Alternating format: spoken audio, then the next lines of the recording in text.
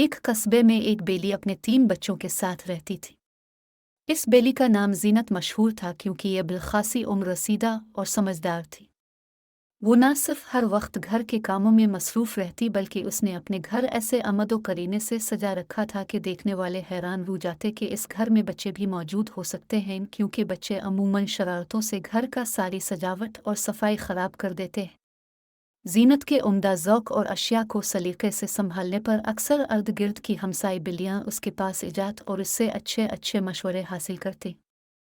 जीनत घर के मामले में सफाई पसंद होने के साथ साथ अच्छे अखलाक की भी मालिक थी।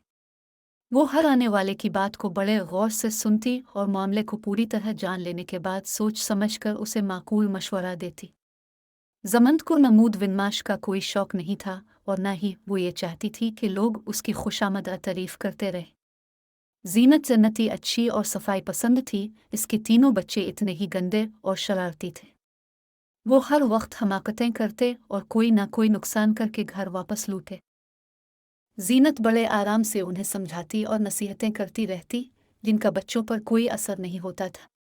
वो अपनी माँ के नरम रुई से नाजायज़ फ़ायदा अलिफाटियाती थे। 3 बच्चे ना सिर्फ माँ की बात की परवाह नहीं करते थे, बल्कि वो आपस में भी खूब लड़ते झगड़ते रहते थे। जीनत उन्हें अपने पास बिठाकर नरमी से समझाती कि अच्छे बच्चे लड़ते झगड़ते नहीं हैं, बल्कि आपस में मोहब्बत विसलविक के साथ रहते हैं, एक दूसरे की खूब मदद करते हैं और बढ़ चढ़ कर घर के काम किया करते हैं, साथ मिलकर खेलते हैं, साथ मिलकर पढ़ते हैं और साथ मिलजुल कर रहते हैं। जीनत के बच्चे गर्दनें झुकाए अपनी माँ की नसीहतें सुनते रहते और जो ही माँ किसी दूसरे काम में मसरूफ हो जाती तो वो दोबारा पुरानी रविश पर आ जाते। जीनत को उन पर बड़ा गुस्सा भी आता, मगर वो ये ख्याल करके कि उन्हें कुछ न कहती कि अभी वो बच्चे हैं, जब ज़रा बड़े हो जाएंगे तो खुद ही समझदार हो जाएंगे।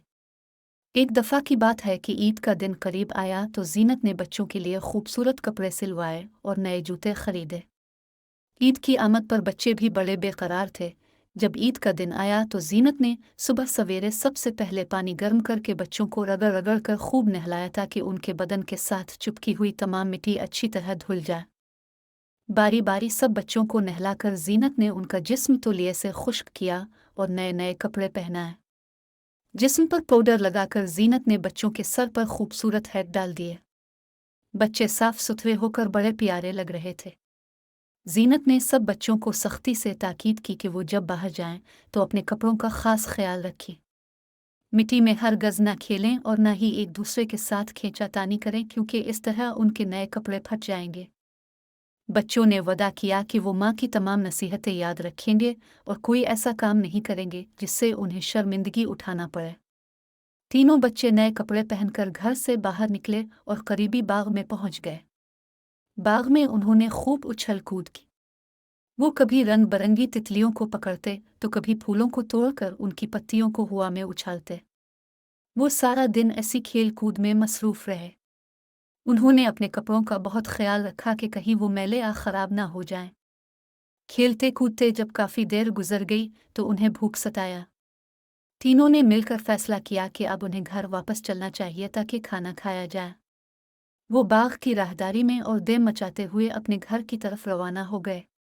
जब वो घर पहुंचे तो उन्होंने अपनी माँ को खाना पकाते देखा।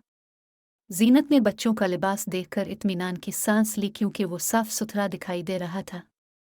उसने बच्चों के लिबास को साफ सुथरा रखने पर उनकी तारीफ की और ताकीद की कि वो आइंदा भी ऐसा ही किया करें।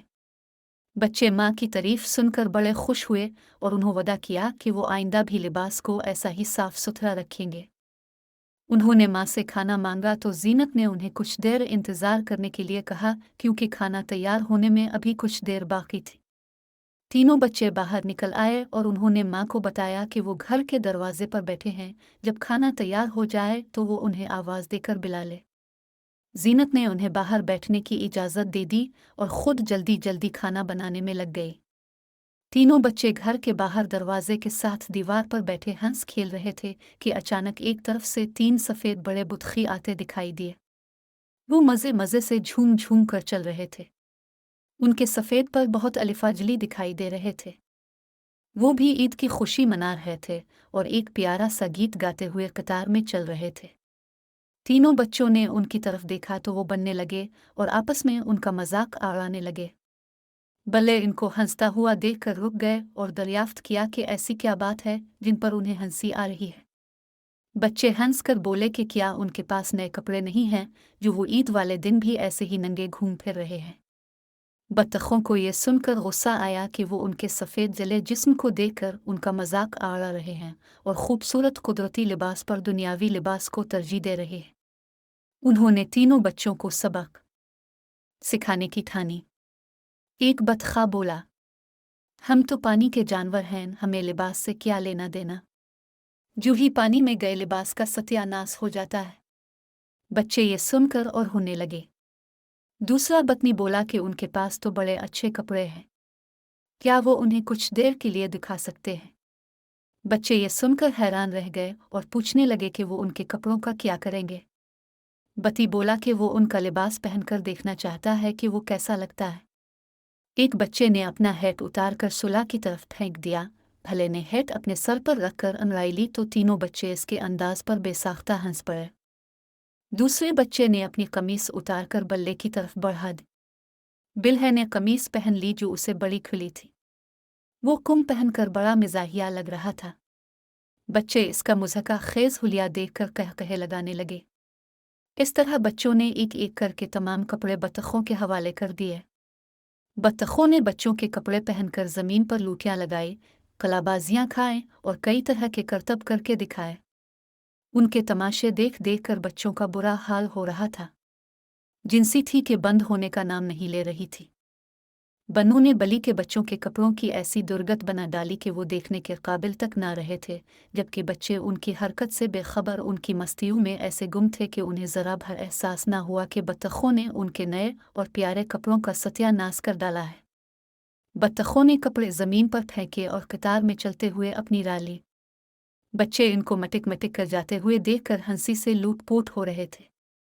कुछ देर बाद बती उनकी नज़रों के सामने से ओझल हो गए। अभी कुछ ही देर गुजरी थी कि जीनत ने घर से बाहर निकलकर बच्चों को आवाज़ दी कि खाना तैयार हो चुका है। जीनत की नज़र जब बच्चों पर पड़ी तो उनके कपड़े ना देखकर वो बड़ी हैरान और परेशान हुई और उनसे कपड़ों के बारे में दरियाफ्त किया। बच्चों को जब कपड़ों का ख्याल आया तो उन्होंने ज़मीन पर नज़र डाली। उनके कपड़े मिट्टी में आटे पड़े थे। वो हैरत और खौफ से कभी अपने कपड़ों को और कभी बत्तखों के गुम होने वाले रास्ते को देखते। उन्हें समझ आ चुकी थी कि बत्तखों ने उनके साथ क्या खेल खेला था, मगर वो अब क्या कर सकते थे। वक्त उनके हाथ से निकल चुका था। जीनत ने जब ये सब देखा तो उसने गुस्से से छड़ी अल्फा टेली और बच्चों की ऐसी खबर ली कि उन्हें भूली हुई नानी याद आ गई।